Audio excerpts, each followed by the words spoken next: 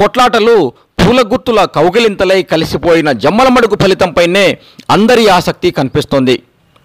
April 11 నాటి polling సరళిలో చిన్నా చితకా గొడవలు తప్పితే అంతా ప్రశాంతం.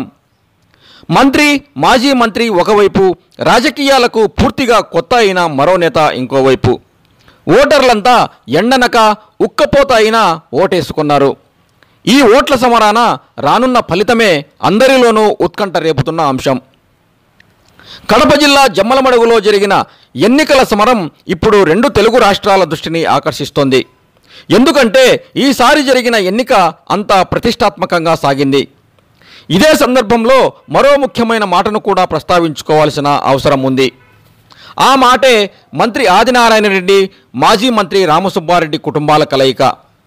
ఈ స్నేహం సాక్షిగానే తెలుగుదేశం పార్టీ అభ్యర్థుల ఎంపిక జరిగిపోయింది. జమ్మలమడుగు అసెంబ్లీ కోసం పొన్నపురెడ్డి రామసుబ్బారెడ్డి, కడప లోక్సభ టీడీపీ అభ్యర్థిగా దేవగూడి ఆదినారాయణ రెడ్డి పోటీ చేశారు. ఈ ఇద్దరికీ ప్రత్యర్థిగా మూలె సుధీర్ రెడ్డి వైసీపీ అభ్యర్థిగా రంగంలోకి దిగారు. కడప పార్లమెంటు అంశాన్ని పక్కన పెడితే ముఖ్యంగా జమ్మలమడుగు గెలుపుపైనే అందరి చూపు ఉంది. టీడీపీ అభ్యర్థి రామసుబ్బారెడ్డి విజయం నల్లేరుపై నడక లాంటిదని తొలి నుంచి అందరూ చెప్పుకుంటున్న మాట.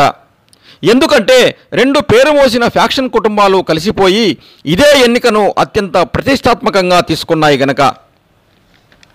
ఇక ఇదే ఎన్నిక ఫలితాన్ని వైసీపీ కూడా అంత తక్కువగా అయితే తీసుకోవడం లేదు. ఎందుకంటే వైఎస్ కుటుంబానికి అనుచరులు, అభిమానులు అధికంగా ఉంటున్న నియోజకవర్గంగా చెప్పుకుంటున్నారు. వైఎస్ జమానా నుంచి మంచి ఫలితాలు పొందిన అసెంబ్లీగా ఆ పార్టీ నేతలు బల్లగుద్ది మరీ చెప్పుకుంటున్న అంశం.